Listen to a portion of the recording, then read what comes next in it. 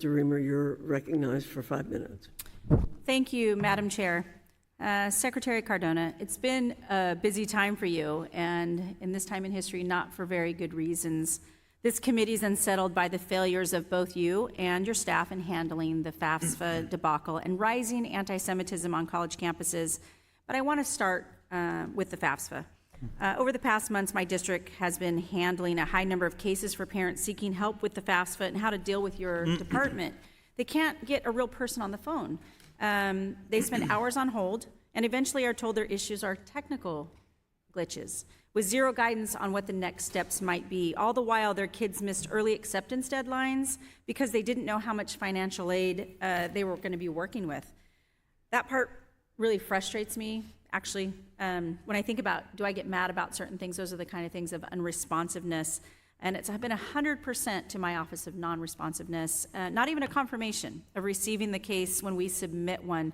And I pride myself on casework. The congressional phone line for the department sometimes allows the team to leave a message, but no one ever calls us back. So I've been frustrated. Other agencies at least respond, that they'll get back to me with an answer. And so I asked myself, who did you hire? Because it seems unacceptable. And really, quite frankly, I've hired and fired throughout my career people, and it seems pathetic to not be able to at least hire people who can return a message. The Department of Education, if it exists for a real purpose, it's to increase access to education. And you and your staff seem to have failed spectacularly, unfortunately, in the casework and clearing that bar. Let me talk now about another low bar the department seems to be struggling with. After October 7th, anti-Semites on college campuses came out in droves. Jewish students have openly stated that they feel threatened and unsafe, and some have been physically assaulted. About a week ago, one rabbi affiliated with Columbia University advised Jewish students to leave campus for Passover. Schools have canceled their commencement ceremonies, and last week, GW University's law school here in DC relocated its final exams to an undisclosed and secure location. Our schools in Oregon are dealing with similar situations, and I've talked to those university presidents and what the future could look like. It really is the greatest crisis in American education in decades. Last week, before a Senate Appropriations Subcommittee, you mentioned the department's Office of Civil Rights roughly had 145 investigations into the universities and schools and the school districts for potential Title VI violations. This, of course, is the legal basis for investigations and actions regarding discrimination based on race or religion.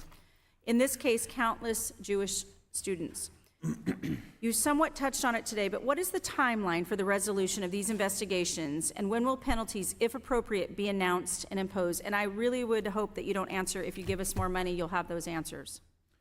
Thank you for the questions. I agree with you that hate has no place on our campuses and we must act. I just want to go back and say this is the administration that reopened schools, provided debt relief, and overhauled a 40-year-old FAFSA system. And while delayed, we are working 24/7 to serve the people that you represent. And I'm committed to making sure you have information. I'll ask someone from my team to reach out to you this week on your questions. With regard to the anti-Semitism, it's unacceptable, and we take a very strong stance on that. We have more cases open. We've closed more cases than the last administration already. We're committed to it. We have guidance within 2 clicks of our website that provides a Dear Colleague letter that was sent out today, a letter that I sent out Friday. This is something we take very seriously as well. Thank you. And so the reason these investigations are important to get through is because it really doesn't seem to protect students when they need it most, and that's right. Immediately. On December 6th, you received a letter from the leaders of the Jewish Orthodox Jewish Congregations of America. They asked you to issue that guidance. And I was glad to see this morning that you issued that new guidance for the administrators from pre-K to post-grad to fulfill those Title VI obligations. Mr. Secretary, exactly how many forms of guidance have you now circulated since October 7th? We've had over 100 actions. And I can tell you with the guidance, I have to say at least 3 or 4 that I can think of off the top of my head.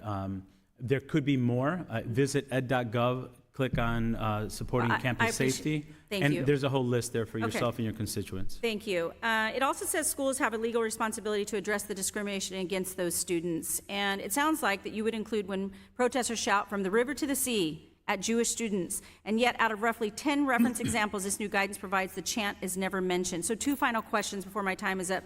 Does the department recognize that screaming from the river to the sea at Jewish students is a call for genocide? And 2, If schools do not follow this guidance, will you impose penalties such as withholding funding, as you committed to Congresswoman Manning that you will do that? Calls for genocide are abhorrent, and we stand against those. And if brought Will forward you in an withhold funding, as you committed to Congresswoman Manning? absolutely. If schools refuse to adhere to Title VI, absolutely. Thank you. Madam Chair, I yield back.